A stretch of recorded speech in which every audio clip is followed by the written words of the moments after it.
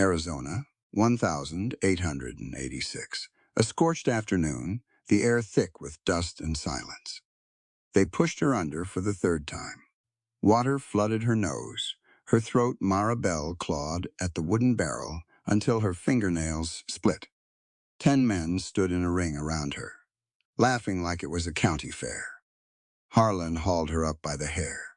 "Nobody will come for you."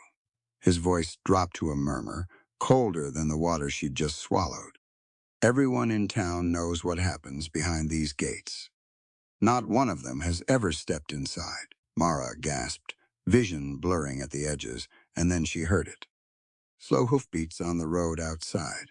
A stranger walked into the yard. No drawn gun, no warning shout.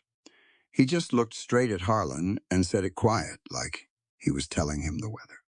"She's coming with me." 10 men burst out laughing.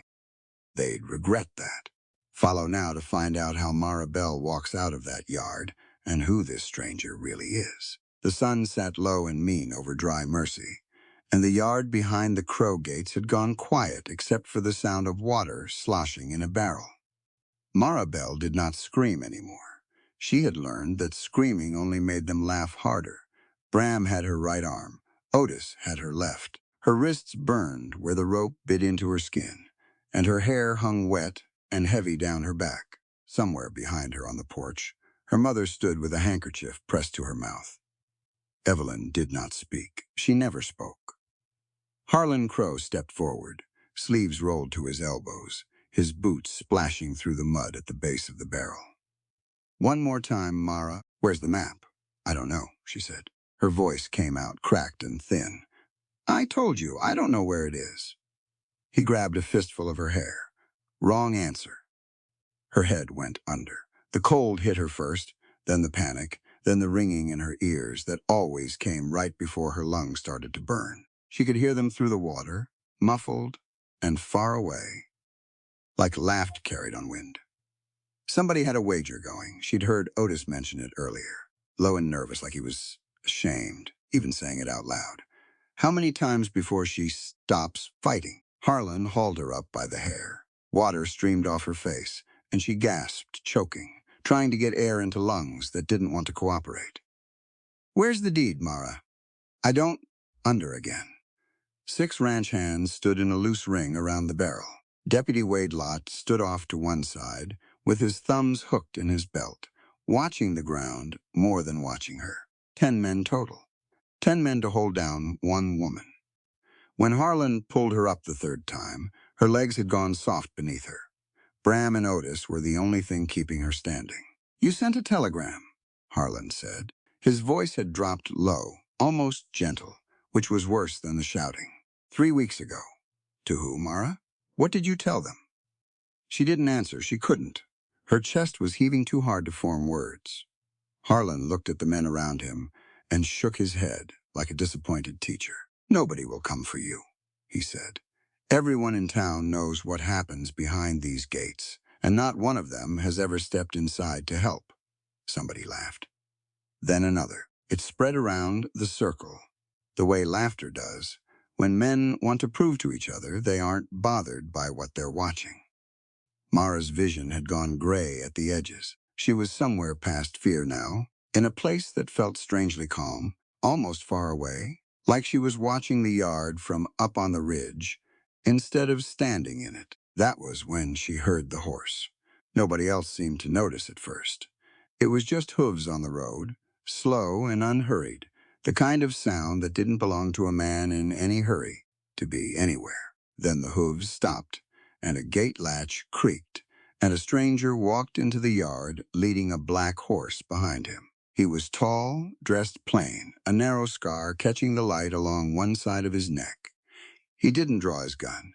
He didn't shout a warning. He just walked, easy and unbothered, right up to the edge of the water barrel, and looked at the 10 men standing around Mara Bell like he was counting cattle at auction. Harlan straightened up. "This is private property, mister. You'd best keep riding." The stranger didn't answer him. He looked past Harlan at Mara, at her soaked hair and her white knuckles, and the way her legs had given out under her own weight. Something in his face didn't change much, but his eyes held on her a second longer than they needed to. Then he looked back at Harlan and said it quiet, like he was telling him the time of day. "She's coming with me." For a second, nobody moved. Then the laughter broke out again, louder this time, rolling through the whole circle of men. One of the ranch hands slapped his knee. Bram grinned so wide it looked like it hurt.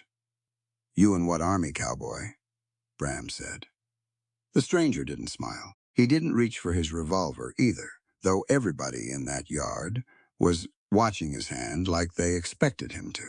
Instead, his gaze drifted, just for a heartbeat, toward the horse corral behind him, toward the wooden latch holding 40 head of spooked, thirsty horses. Mara saw it. Through the water still running into her eyes, through the shaking in her knees, she saw exactly where he'd looked, and something in her chest clicked into place, like a key turning a lock. Harlan hadn't noticed.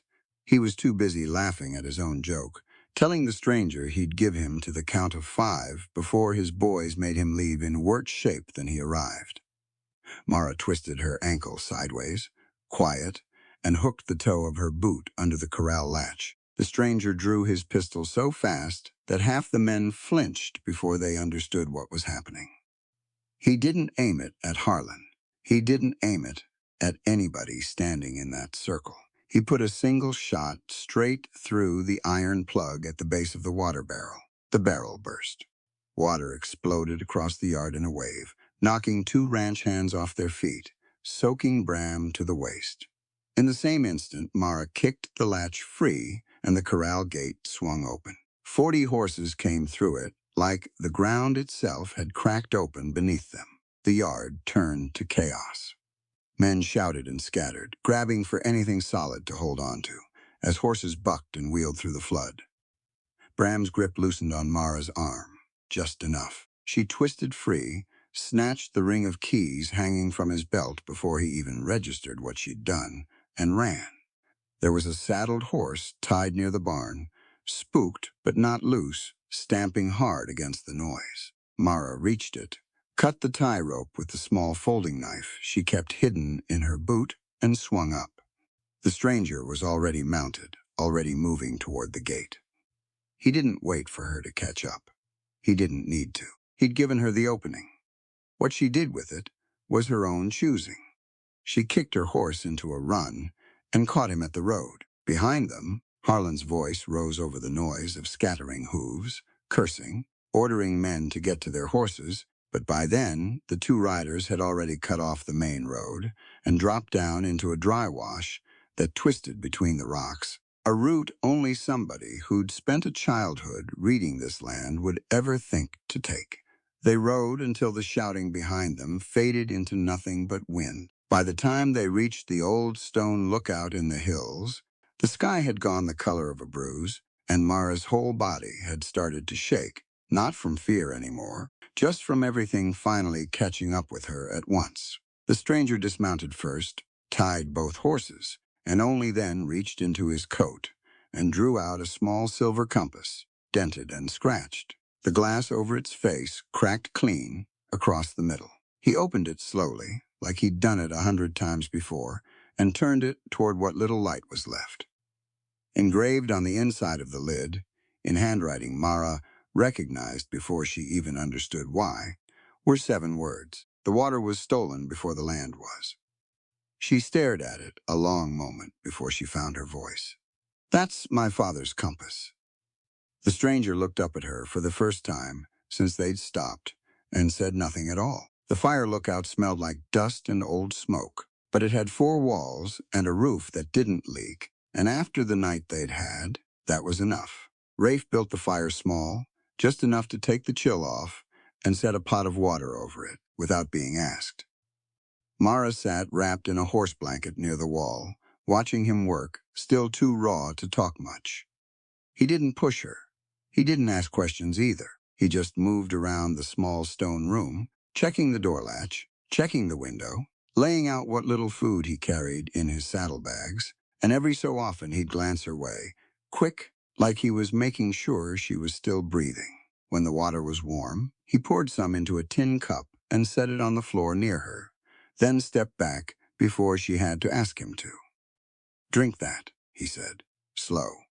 She wrapped both hands around the cup instead of answering. Her fingers had gone stiff and pale from the cold, and it took her a moment to make them work right. You're not going to ask why they had you in that barrel? Figured you'd tell me when you were ready. Or you wouldn't. Either one's fine by me. She looked at him over the rim of the cup. He'd taken off his coat and hung it near the fire to dry, and without it he looked younger. Somehow, though the scar along his neck and the lines around his eyes told a different story than his face did. Most men would ask. Most men aren't me, he said, and left it there.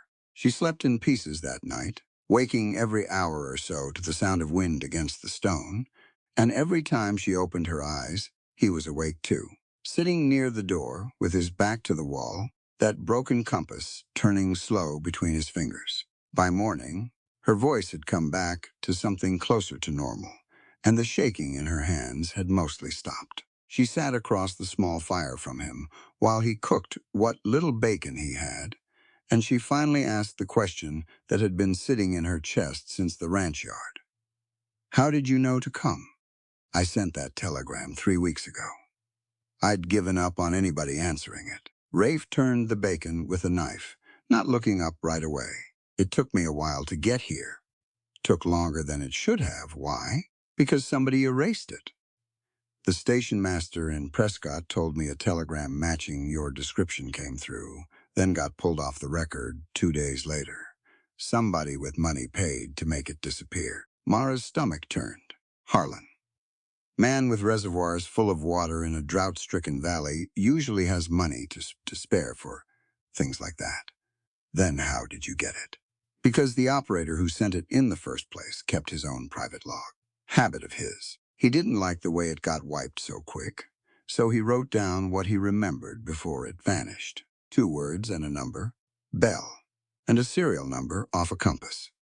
He held it up between them, the dented silver, catching the morning light through the window. Your father gave me this compass a long time ago. Saved my life doing it, matter of fact. Ambush up near the Mogollon Rim, more guns than I could count, and he rode straight through the middle of it to pull me off my horse before I bled out. Man barely knew me. Mara's throat tightened. You knew my father? Knew him enough. He told me something right before we parted ways. Said if his daughter ever sent me this number, I wasn't to ask why. Just find her. Rafe closed the compass with a soft click. So that's what I did. Mara sat with that a long moment, turning the words over. Her father had been dead 6 years. To hear that he'd left instructions like that, for a stranger, on the chance she'd need saving one day, put a lump in her throat she wasn't ready to deal with yet. She looked down at the dress she still wore, stiff now with dried mud and water stains, and her fingers found a seam along the hem that had come loose sometime during the ride. Underneath the torn stitching, a strip of cloth had been sewn into the lining, hidden flat against the fabric where nobody would think to look. She pulled it free and held it up to the light. Blue thread, stitched in a winding, tangled pattern across pale linen. At first glance, it looked like nothing more than decoration. The kind of thing a woman might sew into a hem just to keep her hands busy on a long evening. But Mara had grown up staring at survey maps spread across her father's table, and she knew contour lines when she saw them, even hidden in embroidery. This isn't decoration, she said. Rafe leaned over to look. Looks like stitching to me. That's what it's meant to look like. She traced a finger along one curling line. These are elevation marks. My father taught me to read them before I could read a book properly. Somebody sewed a map into this cloth. Your mother. Mara nodded slowly. She must have hidden it in my hem years ago, before I even knew to look for it. Where's it pointing? I don't know yet. It's only a piece. There has to be more of it somewhere, something bigger this was cut from. She frowned down at the thread. A quilt, maybe. Mother used to sew for the church. Blankets, mostly for families who couldn't afford their own. Rafe sat back, watching her work it out, and something shifted in his face, quiet and slow, like a man revising an opinion he hadn't realized he was carrying. You're not just running from him, he said. You're planning on going back. I have to, She folded the cloth carefully and tucked it into her sleeve. If I run to California, Harlan keeps taking ranches, keeps selling water he stole from people who trusted him. Somebody has to stop that. And I'm the only one who knows where to look. Could get you killed. Could. She met his eyes across the fire. I'd rather die trying than spend the rest of my life like my mother did. Standing on a porch, watching, saying nothing. Rafe didn't argue with her. He just gave a small nod, like he'd expected that answer, and respected it more for not needing to be talked out of it. They stayed at the lookout 2 more days, resting the horses, letting Mara's strength come back. Word came up from a passing sheep herder that Harlan had put a story out in town claiming a stranger had ridden onto his ranch and kidnapped his stepdaughter against her will. He was offering a reward for her safe return and the capture of her abductor.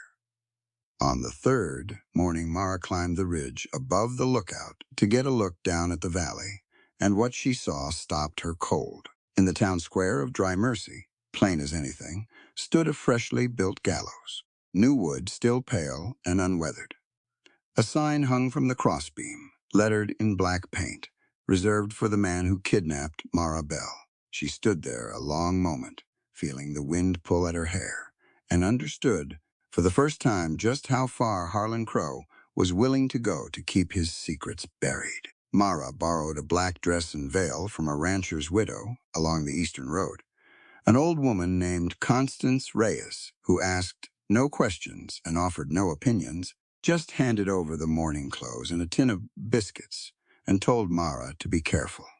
Dressed as a traveling widow, face half hidden behind the veil, Mara walked into Dry Mercy in broad daylight, and nobody looked at her twice. St. Mercy Church sat at the edge of town, its adobe walls cracked and sun-bleached, the bell tower leaning just slightly off true.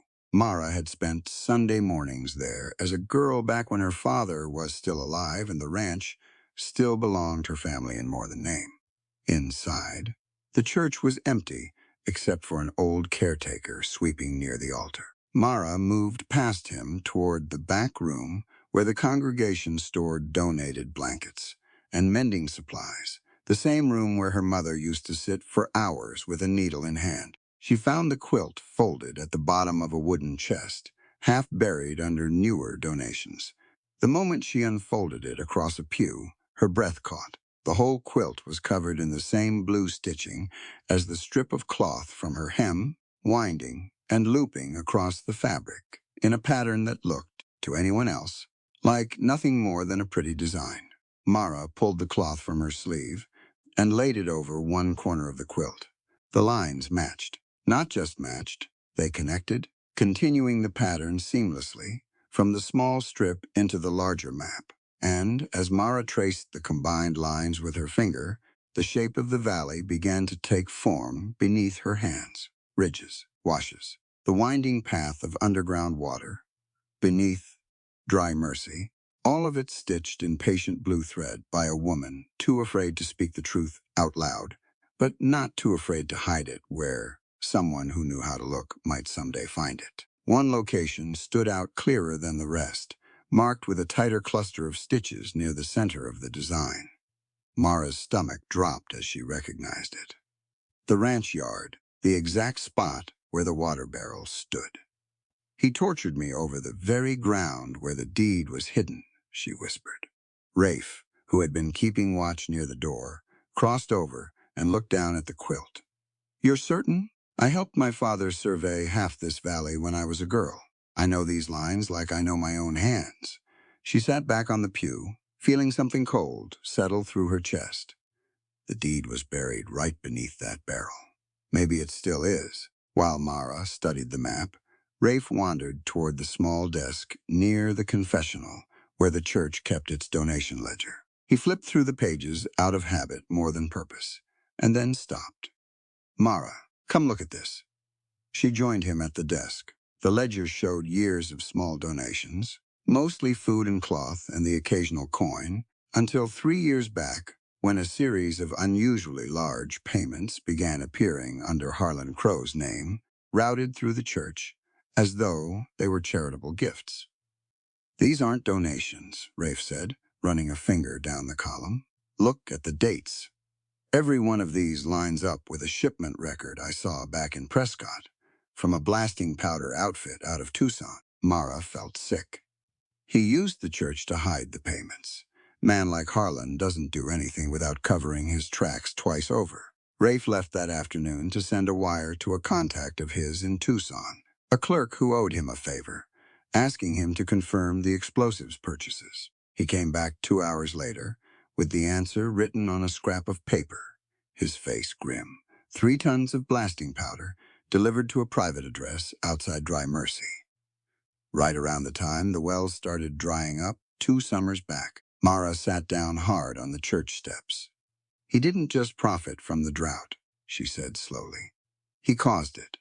He collapsed the water channels in Black Vein Canyon on purpose, dried out every well in the valley, and then sold the water back to the same families he ruined. Looks that way. That's not greed anymore, Rafe. That's a man willing to starve an entire town to make himself rich. Rafe crouched down beside her, elbows on his knees. We've got enough now. The powder records, the church ledger, your father's compass, and this map. It's enough to bring to a territorial judge in Tucson. Let the law handle Harlan from here. Mara shook her head before he'd even finished. Not yet. Not until we have the deed itself. Without it, I own nothing. And a judge in Tucson won't care what a stitched quilt says about buried water lines. I need the actual document. That deed is buried under a barrel, sitting in the middle of a ranch yard, crawling, with armed men. You want to walk back in there? I want to finish what I started. Mano. Her voice came out sharper than she meant it to, and she stood up to face him fully. You don't get to decide this for me. Saving me from them did not give you the right to command me. The words landed harder than she expected, and she watched something flicker across his face, a kind of recognition, like he'd heard an old accusation aimed at him before, from somewhere further back than this church step. He was quiet a long moment. You're right, he said finally. I'm sorry, that wasn't mine to decide. Why does it matter so much to you? Keeping me away from that ranch? He looked down at his hands, turning the broken compass over once, twice, because I've made that mistake before, deciding what was safest for somebody I cared about, and getting it wrong in a way I couldn't take back. He didn't say more than that, not yet, but something in the way he said it told Mara there was a story underneath it, one he wasn't ready to hand over. She let it sit. She didn't push. I need to go back, she said, gentler now, not because I don't hear you. Because it's the only way any of this ends. Rafe nodded slowly. Then we go back together. Your plan, I'll follow it. They were still sitting on the church steps working out the details when the side door creaked open behind them. Deputy Wade Lott stepped out of the shadows, hat in his hands, looking like a man who hadn't slept well in days. Rafe's hand moved toward his holster on instinct, but Wade lifted both palms quick, showing he carried no weapon drawn. I'm not here on Harlan's business, Wade said, voice low, glancing back over his shoulder toward the street. I followed you both from the widow Reyes's place. Wasn't hard. Nobody's watching the church road. Give me a reason not to put a bullet in you right now, Rafe said. Wade's jaw tightened, but he didn't back down. Because I've got nothing left to lose by talking to you, and everything to lose if Harlan finds out I did. He looked at Mara directly. If Harlan learns I spoke to you, I'll become the 11th man standing beside that barrel. The words hung in the quiet churchyard, heavier than anything else spoken that day. Mara studied him for a long moment, remembering him standing at the edge of that circle 3 days ago, watching the ground instead of watching her drown. Then you'd better make sure he doesn't find out, she said, because I think you and I have a great deal to talk about. Wade Lott sat with them behind the church, low against the adobe wall, where nobody passing on the road could see 3 heads bent together in conversation. Harlan owns most of those men, Wade said, not in the way you'd think. He doesn't pay them enough to be loyal, out of gratitude. He owns their debts. Every hand on that ranch owes him money for something. Feed, medicine, a bad season, a sick horse. He forgives a little of it every time they do what he asks. And the ones who don't owe him anything? Mara asked. Those are the ones who laugh the loudest. Two of Harlan's hands, Riggs and a fella named Dutch, they'd have beaten you themselves if he'd asked. The rest just went along because standing against Harlan Crow in that yard would have made them his next target, instead of yours. Mara pulled a scrap of paper from her sleeve and set it flat on her knee.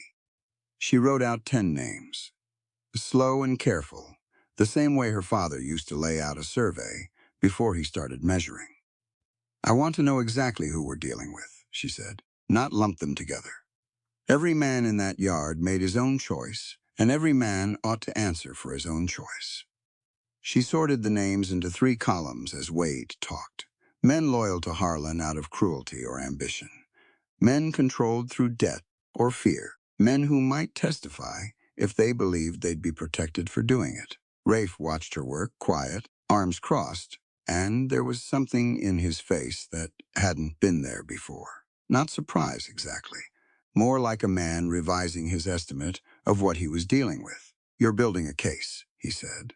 I'm building the truth, Mara said. A case is just the truth written down where a judge can read it. Wade shifted where he sat, rubbing a thumb along the brim of his hat. There's something you should know about me, too, before you put my name on either side of that paper. He didn't look at her right away. I was standing closest to Bram that day. When your head went under the 3rd time, I put a hand on his arm. Told him that was enough. I didn't see that. You wouldn't have. You were underwater. He finally met her eyes.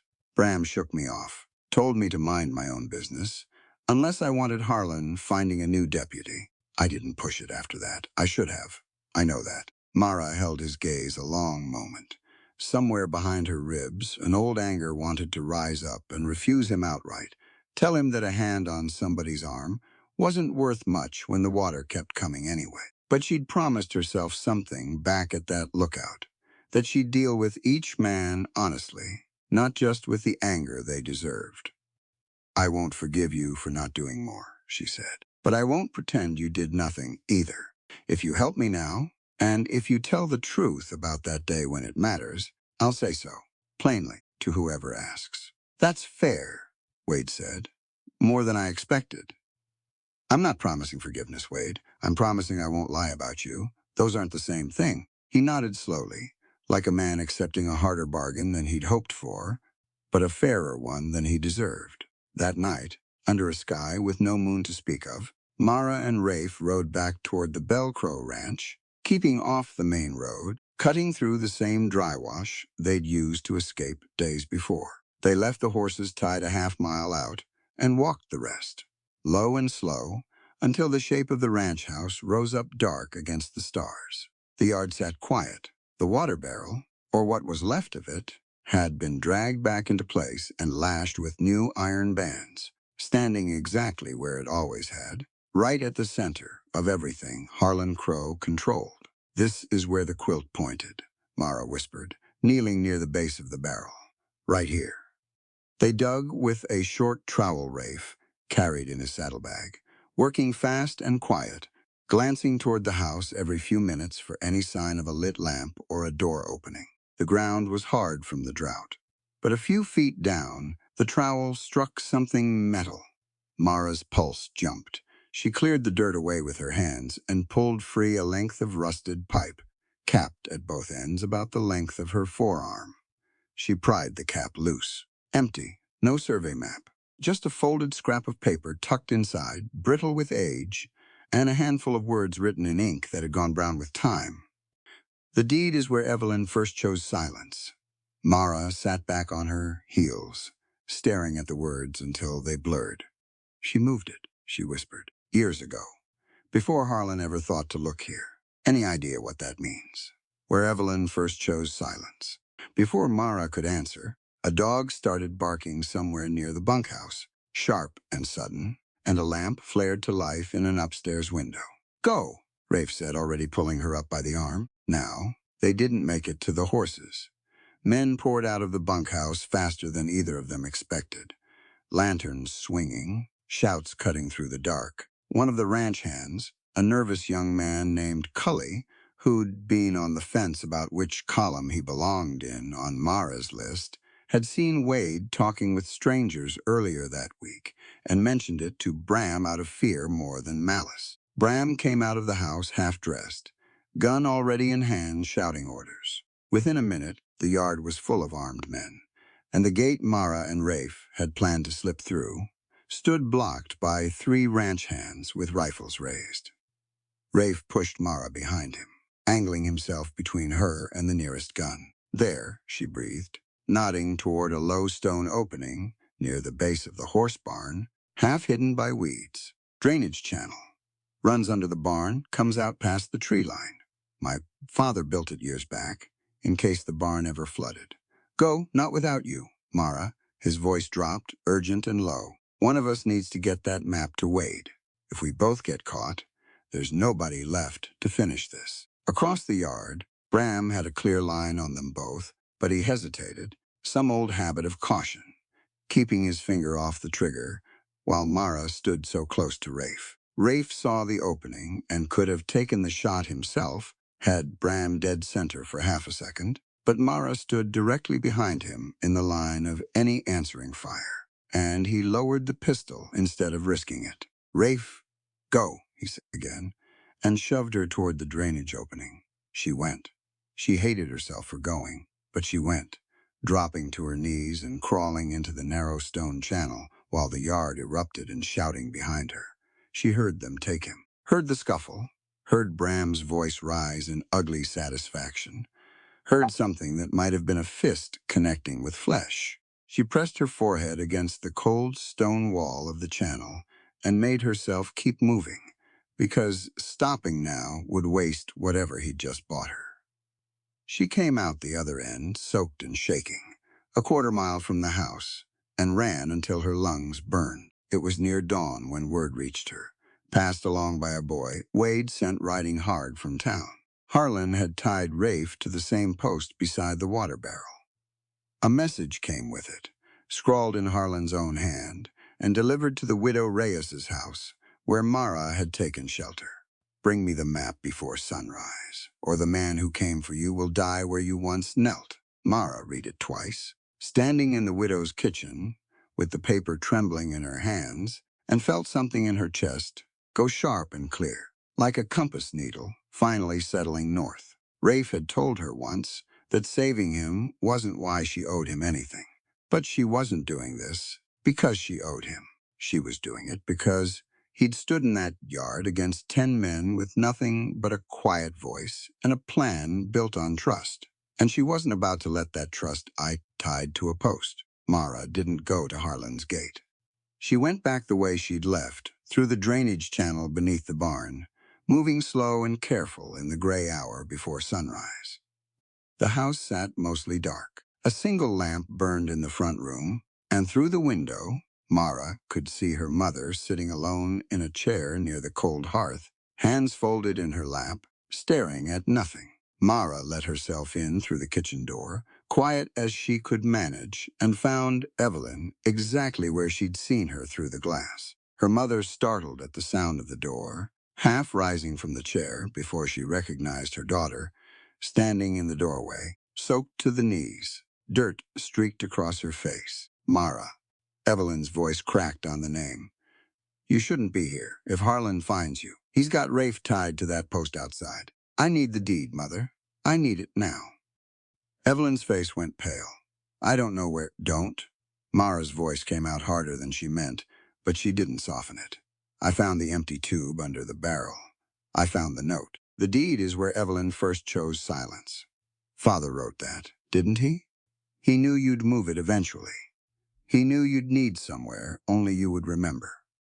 Evelyn's hands twisted together in her lap. For a long moment, she said nothing, and Mara watched years of practiced silence war with whatever was left of the woman who used to sew blankets for the church and sing while she worked. "The chair," Evelyn finally whispered. "Your father's chair, the one beside his bed at the end." Mara's breath caught. She knew the chair. It sat now in a back room unused, gathering dust. The same chair her mother had sat in through every long night of her father's final illness. You sat in that chair while he was dying, Mara said slowly, understanding arriving in pieces. And you said nothing while Harlan changed his medicine. Evelyn's face crumpled. I didn't know what he was doing, not at first. By the time I understood it was already, her voice broke apart entirely. I sat there every night. I watched your father get weaker, and some part of me knew something was wrong, and I said nothing, because I was afraid of what would happen if I spoke. He didn't poison him outright, did he? No. Evelyn pressed the handkerchief to her mouth, the same gesture Mara had watched 100 times from that porch. The medicine weakened his heart, slowly, and then, when your father tried to travel up into the mountains that spring to check the old survey markers near Black Vein, Harlan arranged for his guide to lead him along a trail with a washed-out ledge. They called it an accident. The room went very quiet. Mara had suspected pieces of this for years, in the way a person suspects a shape in the dark, without being ready to name it, but hearing it laid out plain, from her own mother's mouth, hollowed something out inside her chest that she hadn't known was still whole until that moment. You knew, Mara said.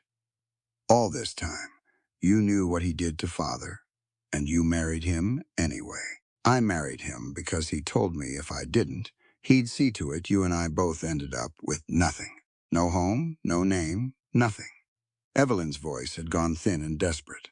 I hid the deed because it was the only piece of your father I still had power over. I sewed the map into that quilt so that someday, if you ever needed it, you could find it without me having to say the words out loud.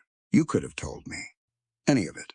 Any time in the last 6 years, I was afraid, Mara. Every single day, I was afraid. Mara looked at her mother, small and folded in that chair, and felt the old anger sit right alongside something else. Something that wasn't quite forgiveness, but wasn't quite hatred either. You can help me today, Mara said. But you cannot erase all the days you stood and watched. Evelyn nodded, tears running freely now.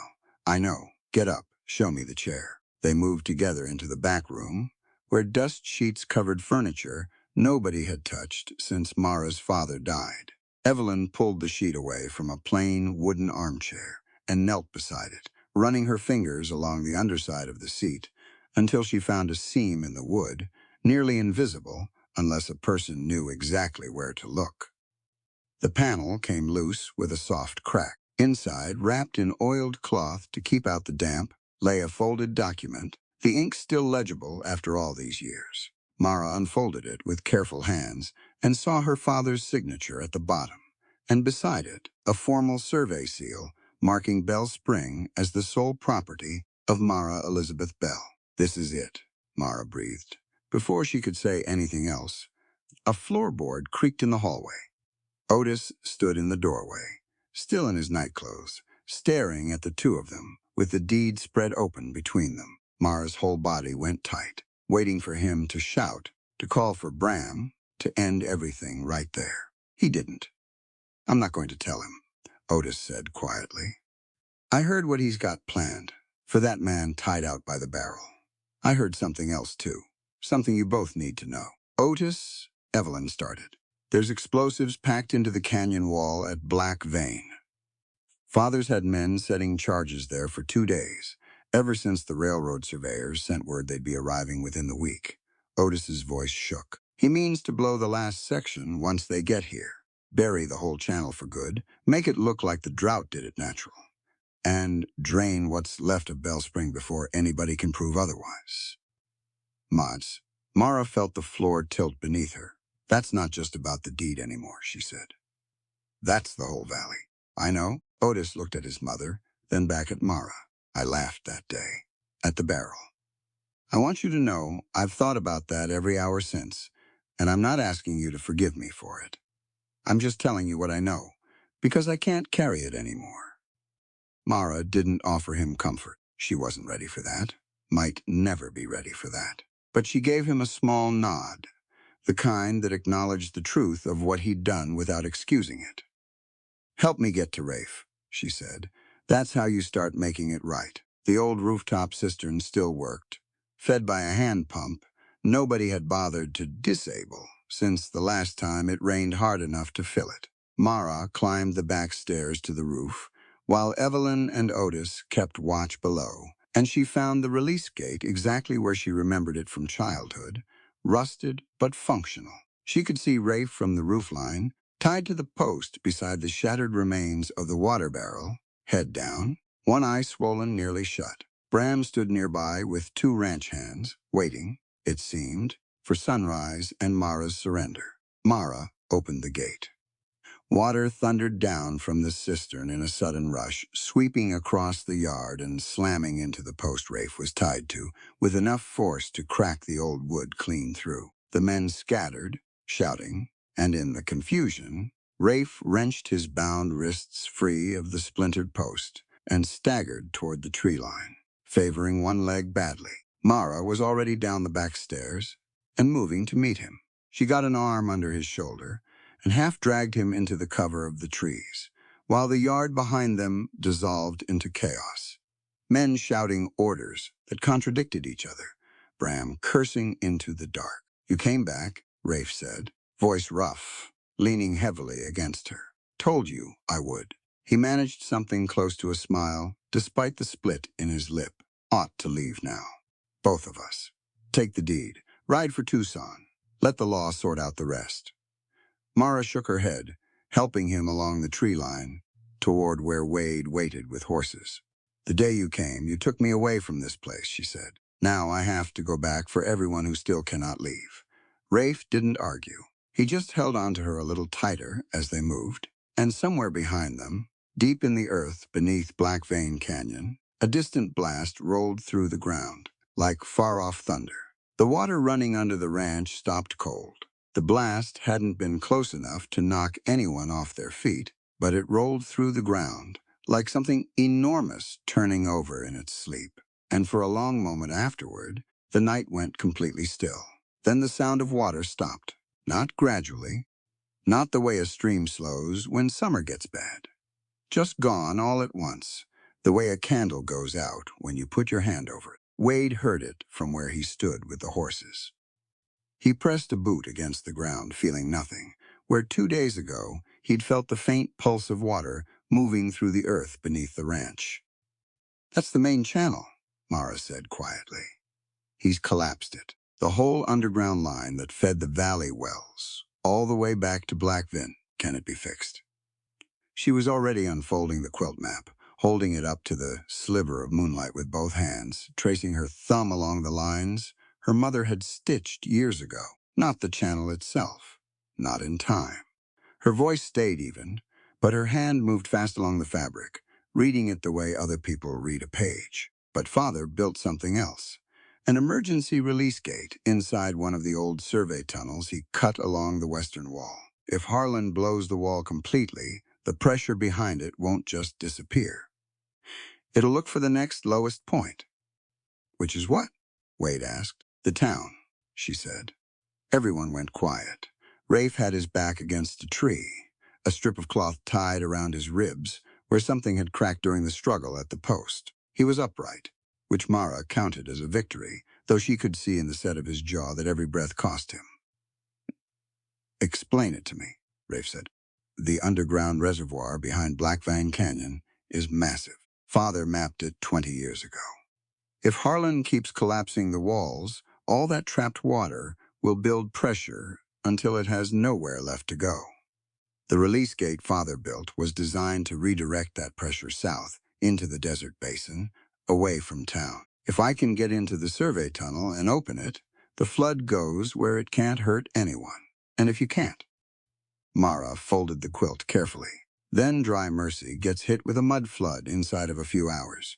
Rafe straightened off the tree, slow and deliberate. "I'm going with you. You can barely breathe straight." She turned to look at him fully and kept voice level, because this wasn't an argument she had time to win gently. "I need you doing something else, something I can't do." She laid it out quickly, dividing the work the way her father used to divide a survey team, every person assigned to the task they were best suited to carry. Rafe and Wade would go into the canyon ahead of Harlan's men and hold them off long enough for Mara to reach the tunnel. Evelyn would take the deed and the church ledger to the railroad surveyors, who were camped 2 miles east of town, and make sure the documents were in hands Harlan couldn't reach. Otis would ride into Dry Mercy and warn everyone living in the low districts near the square to move to higher ground. Rafe looked at her for a long moment. "You're sending me somewhere I'm useful," he said, "instead of somewhere I can watch over you." "Yes," he nodded. "Once." "All right." There was no time for anything more than that, which was maybe for the best. Evelyn took the oilskin-wrapped documents with both hands, and Mara watched her mother's face do something she hadn't seen it do in a long time. She straightened up, squared her shoulders, pressed her lips together like a woman making a decision she should have made years ago, and tucked the parcel against her chest. "I won't stop until they're safe," Evelyn said. "I know," Mara said. She meant it, too. Whatever failures sat between them, and there were years' worth of them, her mother had never been a coward about the things she actually decided to do. The tragedy was in all the things she'd decided not to. Otis mounted his horse without a word, but when he looked down at Mara before riding, there was something in his face that sat somewhere between shame and resolve. Mara gave him the same small nod as before. It still wasn't forgiveness, but it was something. She went into the canyon alone. Black Vein Canyon ran deep and narrow, the rock walls red as old iron in the torchlight, streaked black in long vertical lines that gave the place its name. Mara had been in here twice as a girl, both times with her father, carrying his survey tools and holding the measuring string while he called out elevations. She remembered it as quiet and echoing, and faintly cool, even in summer because the underground water kept the rock temperature low. Tonight it smelled like sulfur and broken stone. She moved along the western wall, with her hand trailing the rock, counting paces the way her father had taught her, marking elevation changes by the pitch of the ground under her feet. Survey work didn't require instruments if you'd been trained right. It required attention and patience and the willingness to let the land tell you what it already knew. The tunnel entrance was low, cut into the wall at knee height, narrow enough that she'd have to go through on her hands and knees. Her father had built it to be invisible from a distance, which meant Harlan's men either hadn't found it or hadn't recognized it for what it was. She'd just reached it when footsteps came up fast behind her. Bram. He'd come down into the canyon ahead of the others, probably sent by Harlan to make sure the last charges were set before morning. He had a lantern and a pistol, and a face full of cold satisfaction when the light found her crouched beside the tunnel entrance. "Father said you'd come back," he said. "Said you couldn't help it." Mara didn't stand. She stayed exactly where she was, thinking. "Put the gun away, Bram. I don't think so." He crossed toward her, taking his time, the lantern swinging in his grip. "Where's the deed?" "Gone. Somewhere you'll never find it before the surveyors do." His jaw tightened. "Get up. In a minute." She rose slowly, keeping her hand on the rock wall, moving sideways by a step as she did. She was calculating, though she kept her face deliberately blank. The tunnel entrance sat 3 feet to her left. The underground pool her father had built around the release gate sat just inside, maybe 20 feet in. She knew the depth of the pool. She knew the layout of the wooden panel that covered the release channel. Bram didn't know any of those things because Bram had never paid attention to anything that didn't belong to him yet. "You think this ends well for you?" she said, keeping him talking, which was less difficult than it might have been with a smarter man. Harlan's already set Otis up to take the fall for things Otis barely participated in. "You think he won't do the same to you?" "Otis is weak. Harlan doesn't. Every man who's ever worked for your father believes they're the one he actually trusts," Mara said, "right up until the moment he doesn't need them anymore. You've watched him do it to 6 ranch hands and a deputy in a water company in Tucson. You think you're different?" Something moved behind his eyes. Not regret, not yet. Just the first crack of doubt in a wall he'd been building for 30 years. But Bram was also, fundamentally, a man who solved his uncertainty with violence. He crossed the last few feet between them and grabbed her by the arm, and Mara let him pull her toward the tunnel entrance, because that was exactly where she needed to go.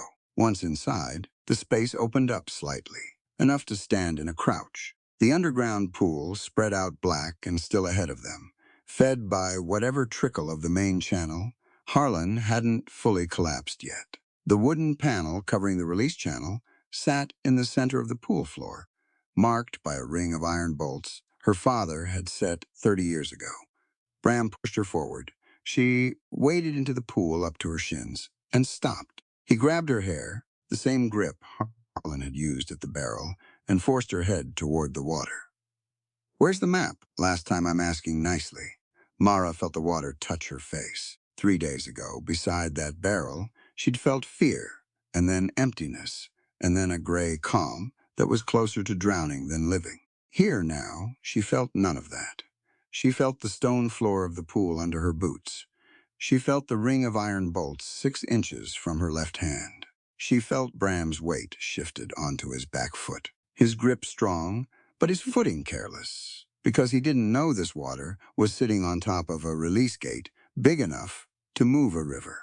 She grabbed the lever her father had mounted flush to the pool floor, pulled it hard. The panel dropped.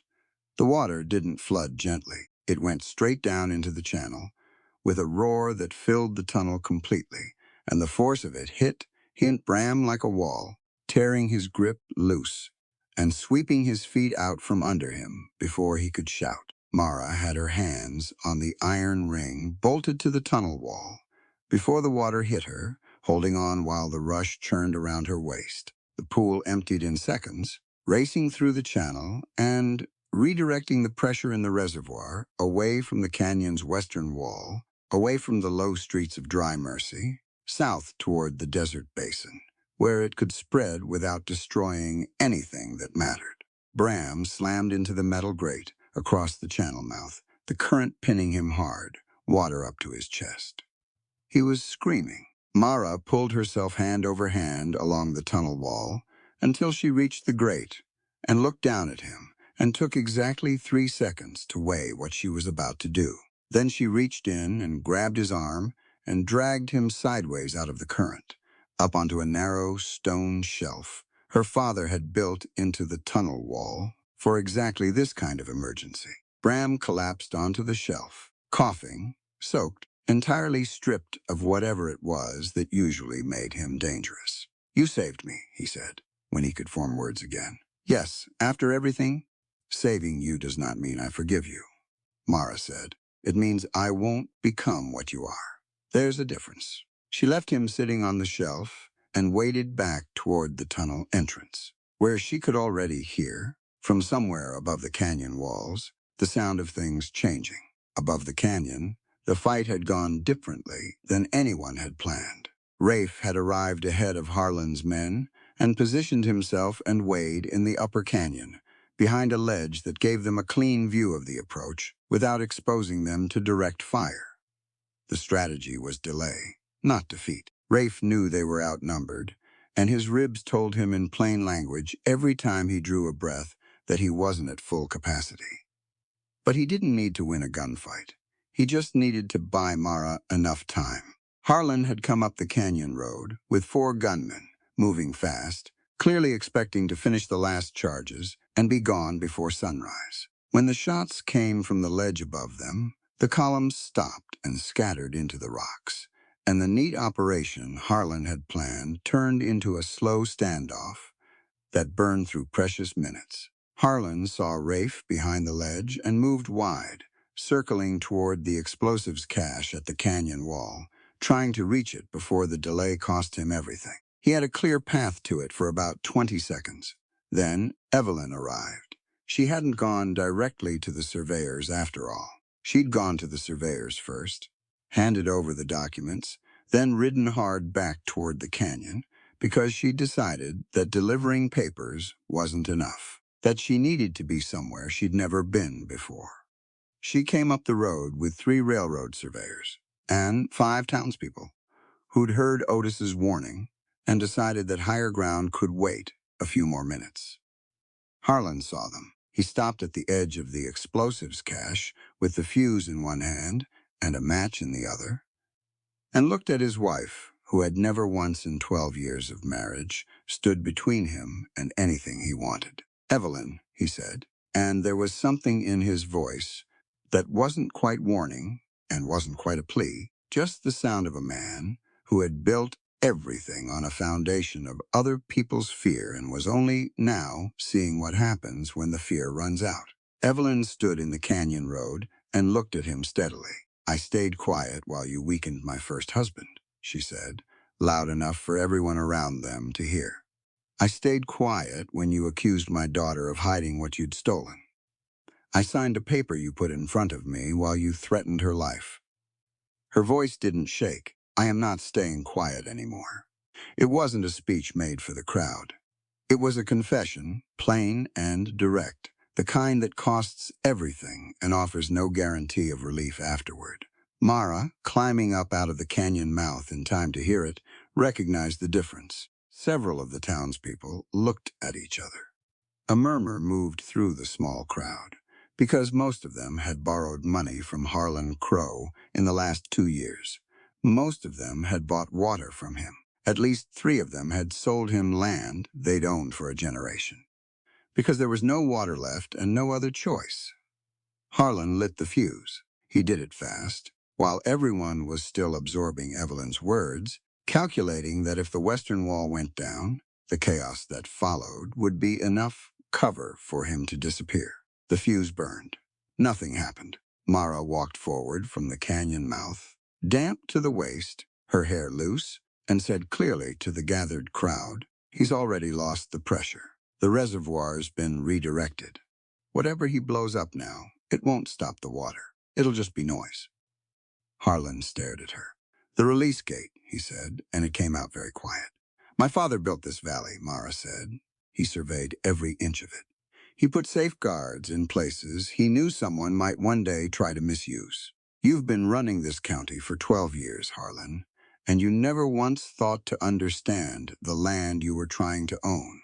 The fuse reached the charge, and the blast that followed blew a section of the canyon wall outward in a cloud of red dust and rock. But the water that came through the gap didn't flood the canyon.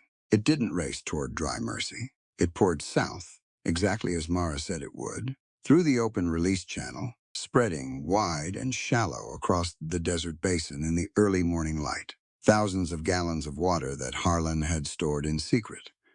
Enough to have sustained the valley through the entire drought, running free across the desert floor. The people of Dry Mercy stood at the canyon mouth and watched it go. They didn't cheer. They were too tired for cheering and too angry, and some of them were crying in a quiet way that had nothing to do with the water. They were thinking about the cattle they'd sold, the land they'd lost, the loans they'd taken, and the wells that had dried up, and the seasons that hadn't had to be as hard as they were. Rafe came down from the ledge, holding his ribs, and stood beside Mara without a word. The 6 ranch hands from the water barrel stood in a loose group at the edge of the crowd. Riggs and Dutch stayed close to Harlan, the only 2 who still looked at him like a man worth following. 2 more lowered their rifles slowly and stepped away from him, moving toward the edge of the crowd, not turning against him actively, just choosing to stop standing with him. 2 others walked forward and stood near Wade, who was already moving to take Harlan's arm. The last one, a young hand named Cully, who'd been the one to tell Bram about Wade's meeting, stayed where he was for a long 10 seconds, looking between the 2 groups, before he set his rifle on the ground and stepped away from the Crow family entirely. Wade put the irons on Harlan himself, slow and deliberate. Harlan didn't fight it. He stood very straight, the way a man stands when he's decided that dignity is the only thing left worth protecting, and looked past Wade at the water, running south across the desert, and didn't say anything at all. Riggs and Dutch were collected by 2 of the railroad surveyors who turned out to have more backbone than their clean boots suggested. Then Wade turned around and walked to the canyon mouth and put his head out and called down into the darkness. "Bram Crow, come on up." A long pause. Then the sound of boots on wet stone, and Bram appeared at the tunnel mouth, still soaked, his arrogance scrubbed off somewhere in the underground pool. He looked at Mara before he looked at anyone else, which struck her as the first honest thing she'd ever seen him do. She didn't have anything to say to him yet. Maybe she would someday. She turned away and looked at the water spreading south in the early light, and Rafe came to stand beside her. Close enough that their shoulders nearly touched. "You said she might lose the spring anyway," Mara said, not looking at him. "Evelyn's signature on that transfer document." "Might," Rafe agreed. "Territorial judges can be complicated creatures. But complicated isn't the same as impossible. I need to prove the transfer was coerced." Evelyn just testified that it was in front of a crowd large enough to fill a courtroom twice over. That's not the same as a courtroom. "No," Rafe said. "But it's a start." Mara heard a sound then, above the rush of distant water, the kind of sound she hadn't expected to hear in a canyon at dawn. The surveyor from the railroad company, a small, careful man who'd been taking notes throughout everything that happened, with the focused attention of someone who understood that he was watching history settle into place, had walked up to Evelyn and was listening to her talk. Evelyn was talking fast, her hands moving, the way she used to talk when she was young and still believed her words mattered. Mara watched her mother for a moment and felt the weight of the last 6 years sit differently on her shoulders. Not lighter, not gone, but distributed somehow, spread across the truth of what had just happened, rather than carried alone. The cliffhanger arrived in Harlan's voice, steady and deliberate, just as Wade was leading him toward the road. "The deed doesn't settle it," Harlan said, directing the words at Mara with the particular calm of a man who'd spent his whole career finding angles in the law. "Evelyn signed a transfer. A judge will want to know why that signature should be invalidated after 12 years. Your deed is old, girl. My document is newer. Newer tends to win." He said it without malice, almost as a professional observation. Wade gave him a sharp push forward and told him to keep walking. But the words stayed behind in the canyon air, and Mara heard the surveyor pause his conversation with Evelyn to write something carefully in his notebook. Rafe moved to stand closer. "He's not wrong that it'll be a fight," he said. "I know," Mara said. "But he made one mistake, somewhere in all this. Men like that always do." "I know that too." She looked down at the quilt map, still folded in her hand, still carrying every line her mother had stitched in secret over years of silent resistance. "And I know exactly where he made it." The territorial hearing was held in Prescott, in a low stone building that smelled like old paper and candle wax. 3 weeks after the night Black Vein Canyon broke open, the room filled up faster than anyone expected. Ranchers from the valley came in on borrowed horses. 2 families drove 3 hours in wagons just to sit in the gallery. The railroad surveyor was there with his notebook, and Wade Lott sat near the front, with his badge still on his coat and his hands folded on his knees, waiting. Mara sat at the respondent's table with the deed in front of her smoothed flat and watched the judge arrange his papers without expression. She'd spent the previous 2 weeks preparing herself for this room, reading her father's old survey notes, going over the quilt map until she could draw it from memory, practicing patience, which had always been harder for her than any physical work. Harlan sat at the other table with a lawyer from Tucson, named Garrett, who wore a very clean coat and spoke in the measured tone of a man who charged by the word. Harlan himself had said almost nothing since the canyon. He'd traded his silence for the appearance of composure, and so far it had served him reasonably well. Garrett opened by laying the transfer document before the judge and describing it in simple terms. Evelyn Bell Crow had signed Bell Spring over to her husband Harlan Crow on a specified date 12 years prior. The signature was genuine, witnessed by 2 parties, and filed correctly with the Territorial Land Office. He suggested that whatever circumstances the opposition planned to raise, the law generally did not have the patience for emotions when a witness document said otherwise. He sat down, Judge Aldous Ferris, who had the dry patience of a man who had heard most human stories at least twice before, looked across at Mara and said, "Miss Bell, the floor is yours." Mara stood. She didn't start with Evelyn. She didn't start with Harlan's crimes, or the water, or the drought, or the drainage channels blown apart in Black Vein Canyon. She started the way her father had taught her to start any survey, with the ground itself. "Judge Ferris," she said, "the transfer document on that table describes Bell Spring as a water source located on the northeastern edge of the Bell Ranch, flowing east toward Black Vein Canyon." Ferris looked at the document. "That's what it says. I'd like to submit 3 survey maps as evidence. The first was completed by my father, Thomas Bell, in 1871. The second was completed by the Territorial Survey Office in 1878. The third was completed independently last week by the Railroad Survey Team at the request of the hearing." Garrett shifted in his seat. "Objection to the Railroad Survey. That was conducted after the events in question and carries no—" "I'll hear it," Ferris said, without looking up.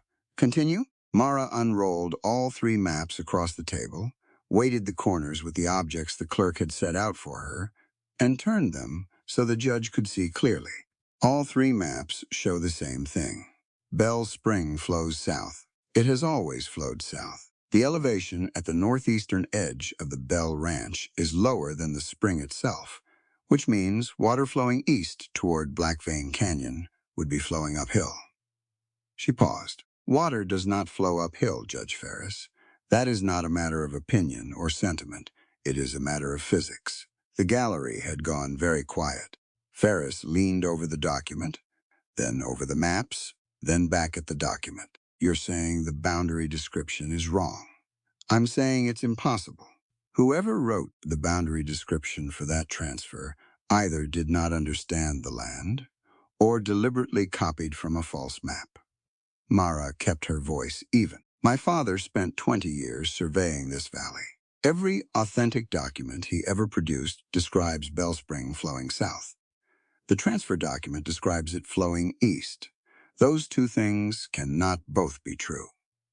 Garrett recovered quickly, which was what Mara had expected. He spent the next half hour arguing that a directional error in a boundary description was a clerical matter and did not invalidate the intent of the document. He called on the 2 witnesses to Evelyn's signature, both of whom confirmed they'd watched her sign. Then he paused, reassembled his expression, and said smoothly that, whatever errors the boundary language contained, the signature itself was genuine, and the genuine signature of a willing party was the foundation of any valid transfer. Ferris looked at Mara. "Can you address the signature?" "Yes," Mara said. "I'd like to call my mother to testify." Evelyn walked to the chair at the front of the room with the particular steadiness of a woman who had made up her mind that there was no longer any point in being small. She sat down, folded her hands, and looked at the judge rather than at Harlan, which took more deliberate effort than anyone watching could probably understand. Mara asked her 3 questions. "Did you sign the transfer document?" "Yes." "Did you sign it voluntarily?" A pause. "No." "What were you told would happen if you refused to sign?" Evelyn turned her hands over in her lap once, like she was laying something down. "Harlan told me he would ensure that Mara had an accident on the ranch. He said it would look like a horse threw her." She spoke each word separately and clearly. "I signed because I believed he would do it. I had already watched him arrange one fatal accident for my first husband. I had no reason to doubt he would arrange another." The gallery erupted. Ferris called for quiet 3 times before he got it, and even then the room hummed with a low current of voices that didn't fully die down. Garrett cross-examined Evelyn for 40 minutes. He pressed on why she had waited 12 years to raise the coercion. He questioned why she had continued living with Harlan if she'd believed him capable of murder. He was not cruel about it, exactly, but he was relentless, and Mara watched her mother field each question with a steadiness that looked nothing like the woman who had stood on the porch with a handkerchief pressed to her mouth. Evelyn answered each one honestly, including the ones that made her look weak. Yes, she had stayed out of fear. Yes, she had watched Mara be mistreated without intervening. Yes, she had believed for years that her silence was protecting her daughter, when in fact it had only protected Harlan. The room took all of it in. Then Garrett made his final point, precise and unhurried. He acknowledged that the hearing had heard many dramatic claims. He suggested that the court separate what had been proven from what had been alleged. He noted that Harlan Crow's other legal matters, the water fraud, the destroyed channels, the unlawful imprisonment, were being addressed separately in a criminal proceeding. This hearing was only about a document, and the document, boundary errors notwithstanding, bore a genuine signature from a woman who had just admitted under oath that she was still alive and had suffered no harm after signing it. He sat down with the confidence of a man who thought he'd just closed a door. Mara stood up one more time. "Judge Ferris, I have one more submission." She placed the church donation ledger on the table, open to the pages showing Harlan's payments routed through St. Mercy Church to the explosives company in Tucson. Beside it, she laid the railroad surveyor's written record of the conversation he'd had with Evelyn in Black Vein Canyon, taken in his professional capacity as a licensed territorial land assessor, which gave it a legal standing that a simple witness statement sometimes lacked. The transfer document was signed under explicit threat of death, Mara said. "My mother has testified to that under oath." The boundary description in that document is geographically impossible, which means it was written from a false map. A false map that only someone who had never studied this land would accept as genuine. She looked at the document on the judge's table. Harlan Crow purchased a water source he could not correctly describe, using a document signed by a woman he threatened to make a widow, at a price of nothing, in exchange for a debt she did not owe. She paused. "Bell Spring belongs to the Bell family. It belonged to my father. It belongs to me. And the only argument against that is a piece of paper that gets the direction of a river wrong." She sat down. Ferris took a recess of 2 hours. When he came back, he sat for a long moment, with his hands flat on the desk, and looked at both tables with the expression of a man who had arrived at an answer he'd known was coming since the maps went up. He invalidated the transfer. He cited the impossible boundary description as evidence that the document had been prepared fraudulently. He cited Evelyn's testimony as evidence that the signature had been obtained under duress. He cited the railroad assessor's record as corroborating evidence for both. He recognized Mara Elizabeth Bell as the lawful owner of Bell Spring and all water rights associated with it, as originally granted in her father's deed of 1,879. Then he set down his pen and looked across at Harlan and said quietly that the criminal proceedings scheduled for the following month were going to be a great deal worse than this one had been. Harlan said nothing. He stared at the surface of the table in front of him, and whatever he was thinking, he kept it behind his eyes. The criminal proceedings, when they came, were precisely as bad as Ferris had predicted. Harlan was convicted on 5 counts: land fraud, unlawful imprisonment, conspiracy to commit murder, water theft, and deliberate destruction of public water resources. The evidence was substantial. The testimony was extensive. Evelyn's account of Thomas Bell's death was corroborated by the guide who'd arranged the mountain accident, a man who turned out to have been waiting years for someone to offer him a reason to talk. Bram was convicted separately for his role in Mara's abuse and imprisonment. He did not get a light sentence, but the judge noted that his cooperation in locating the explosives cache in Black Vein Canyon had likely prevented a catastrophic flood and took that into account. Otis received a reduced sentence. He'd provided the information about the canyon charges that had given Mara the chance to open the release gate in time. He'd warned the town. The judge was clear that reduced did not mean erased, and Otis accepted the terms without complaint, which was itself a kind of change in him. Mara didn't attend their sentencing hearings. She had enough to attend to on her own land. Evelyn did not come back to the ranch. She moved into a small residence beside St. Mercy Church, in the same building where the congregation stored donated blankets. The room where she'd spent so many evenings with a needle in her hand. She took in women who needed somewhere safe to be. She helped them with practical things, paperwork, transportation, letters to relatives in other territories. She didn't speak much about her own past, but if someone asked her directly, she answered honestly, which was more than she'd managed for a long time. Mara visited once a month. She sat across the table from her mother and drank coffee and talked about the ranch and the spring and what the valley looked like now that water was returning to the dry wells. She did not pretend that everything was repaired between them. She did not offer a reconciliation that wasn't ready to be offered. What she offered instead was her continued presence once a month at the table. Evelyn understood what that cost Mara to give and accepted it without asking for more. The Water Trust took most of the following spring to establish. Mara worked with 2 lawyers, 3 ranchers, and the Railroad Survey Company's legal representative to draft an agreement that placed Bell Spring under collective community governance. No single person could buy it, sell it, mortgage it, or restrict access to it. Decisions about water allocation were made by a council of 7 representatives, elected from across the valley, renewable every 3 years. She turned down 3 separate offers from the railroad, 2 from a land company in Phoenix, and 1 from a very polite gentleman from San Francisco, who came to the ranch and told her the spring was worth more than she could possibly manage on her own. Mara showed him the survey maps, explained the underground reservoir dimensions, described the release gate her father had built, and told him calmly that she understood the value of Bell Spring quite precisely,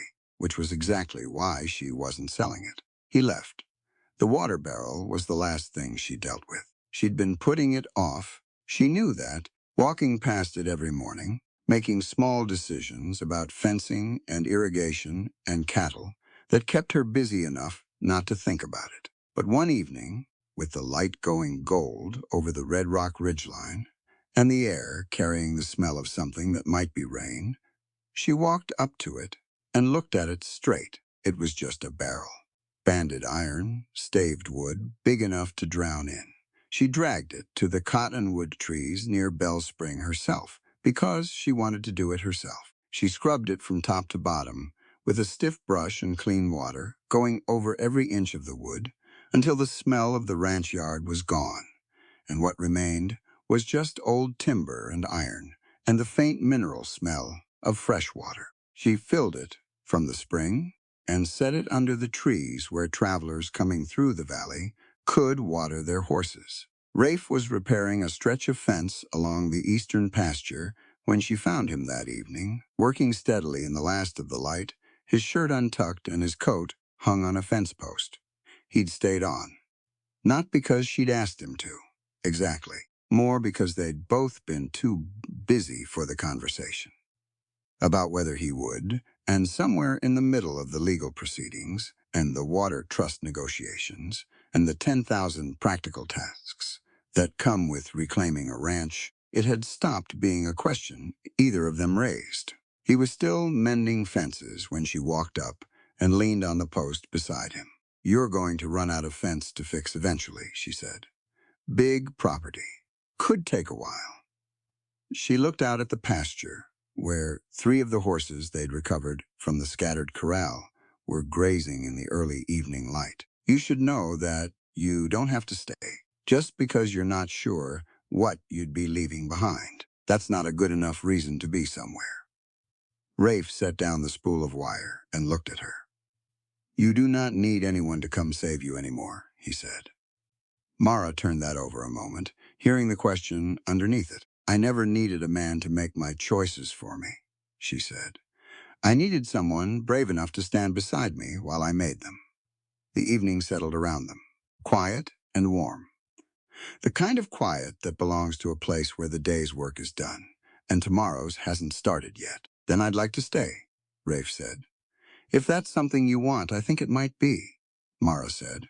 I wanted to say it plainly, so there's no confusion later. Appreciate it. The corner of his mouth moved. I'll finish the fence. Yes, you will. She walked back toward the spring, and he went back to the wire, and neither of them needed to make it larger than it was. The first traveler to use the barrel arrived about 2 weeks later, an older man on a dun horse with a pack mule behind him, heading northwest toward the mining settlements. He watered his animals in the shade of the cottonwoods and didn't ask questions about the ranch or the woman who brought him a tin cup of coffee. Summer came on properly. The wells throughout the valley began recovering now that the underground channels were clearing without Harlan's explosive obstructions. It was slow, the way most real recoveries are slow, nothing dramatic. Just water returning in small amounts to places that had been dry for 2 years, and ranchers finding that the cattle they'd managed to hold on to were doing better, and families that had borrowed money from Harlan Crow working through the Water Trust's new repayment structure, which was designed to let people pay what they actually had. One afternoon in August, a girl of about 7 came to the spring with her older brother, sent by their mother to fill a pair of canteens. The girl was curious about everything, the way 7-year-olds are, and she stood beside the barrel under the cottonwoods and ran her fingers along the scratches in the wood, the marks left by years of iron bands and ropes, and the particular violence of a place that had once been used to break people. Why does it have all these scratches? She asked. Mara was sitting nearby, going over the Water Trust accounts, and she set down the papers and looked at the barrel for a moment.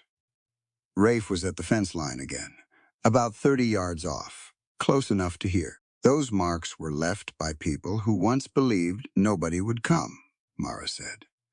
The girl considered this with the seriousness that children bring to things they don't fully understand but recognize as important. Her brother filled the canteens, and they headed back down the road toward their family's place. That evening, in the last light, a woman appeared at the ranch gate. She was young, younger than Mara had been in that yard, and she carried a cloth bag that held everything she'd taken when she left, which wasn't much. Her husband had thrown her out 2 hours ago, which was the kinder version of what could have happened, and she stood at the gate with the expression of someone who has run far enough that they've stopped knowing what they're running toward. Mara saw her from the porch and stood. Rafe was walking in from the pasture, and his first instinct, old and bone deep, was to move ahead, to be the one who opened the gate and spoke first, to manage the situation before it got complicated. He caught himself, stopped walking, stayed where he was. Mara came down from the porch and crossed the yard and opened the gate herself. She looked at the woman, at the bag and the dust on her boots and the careful way she was holding herself together, and said it simply and directly, the way a promise sounds when it's been tested enough to be real. You're coming with us. The woman looked past Mara at the ranch, the cottonwood trees, the barrel under them, catching the last of the light. The man standing in the yard, who didn't step forward or take over, just waited. She stepped through the gate. Rafe walked to stand beside Mara, one step back, close enough to be present, far enough to let the moment be hers. The three of them crossed the yard together, in the evening light, and the words that had once been spoken by a stranger beside a water barrel in a yard full of men who believed nothing, and no one would stop them, became something different now. Not a rescue, not a single act of courage on a single terrible day. A promise that ran forward into every day that followed. From that day on, this was a place where nobody got left to face cruelty alone. There's a moment near the end of this story that I keep coming back to. Rafe is standing at the fence line, watching Mara cross the yard to open the gate for a stranger in need. His first instinct, deep and automatic, is to step ahead of her, to handle it, to protect, and then he stops himself. Stays where he is, lets her move first. That moment, quiet as it is, carries the whole weight of everything the story is trying to say. We live in a world that has very clear ideas about what a rescue looks like. Someone arrives, someone saves, Someone carries the helpless person out of danger and into safety. It's a clean picture.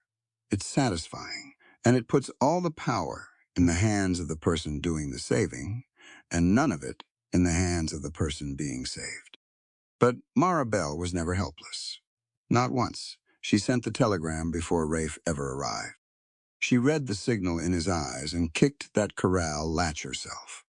She decoded the map her mother hid in blue thread. She went back into the ranch alone to confront Evelyn. She opened the release gate in the tunnel while Bram had her by the hair over an underground pool. She stood in a courtroom and dismantled a fraudulent document using nothing but 3 survey maps and a fact about the direction water flows. Rafe didn't save Mara. He created one opening on one terrible afternoon, and Mara chose to seize it. Everything that followed was her doing. That distinction matters more than it might seem at first, because there is a version of help that lifts people up, and there is a version of help that keeps people dependent.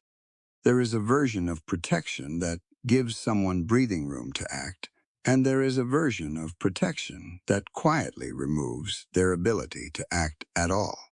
Rafe understood the difference by the end, though it took him time to learn it. His instinct to protect came from a genuine and painful place. He'd failed his sister once by trusting the wrong institution over his own judgment, and that failure never left him. But grief can become a cage as easily as it can become wisdom, and for a long time, Rafe's need to protect Mara was also his way of managing his own guilt rather than truly seeing her. The moment he stepped back at that fence line was the moment he finally saw her clearly. And Mara's journey is its own kind of lesson. She began the story believing the entire town had abandoned her, and she wasn't wrong. They had, through silence, through fear, through the slow and comfortable decision to look away from someone else's suffering, because intervening felt too costly. The 10 men in that yard weren't all the same. Some were cruel. Some were afraid. Some were in debt. Some laughed because they didn't know how to refuse. But all of them made a choice, and Mara refused to pretend otherwise. She sorted each man honestly, held each one to his own actions, and offered each one exactly the accountability he'd earned, nothing more and nothing less. That is harder than either blanket forgiveness or blanket condemnation. It requires you to stay present with complexity instead of reaching for a simpler story. It requires patience with the truth, even when the truth is inconvenient. Evelyn's arc is the one that sits with me the longest. She never threw a punch. She never put anyone's head underwater. And yet, her silence was its own form of participation, because cruelty doesn't only need people to commit it. It needs people to witness it and say nothing. Evelyn spent years believing that her silence was a form of protection for herself, for Mara, for the fragile stability of a household held together by fear. And she was wrong. Her silence protected only Harlan. The day she stood in that canyon road and said out loud what she had done and failed to do, at full volume, in front of strangers, with consequences she couldn't predict or control, that was the bravest thing she did in the entire story. Not because it fixed anything, but because truth spoken too late is still truth, and it still matters. This story is a work of historical fiction created for entertainment and storytelling purposes. All characters, events, and locations are entirely fictional, and any resemblance to real persons or places is coincidental.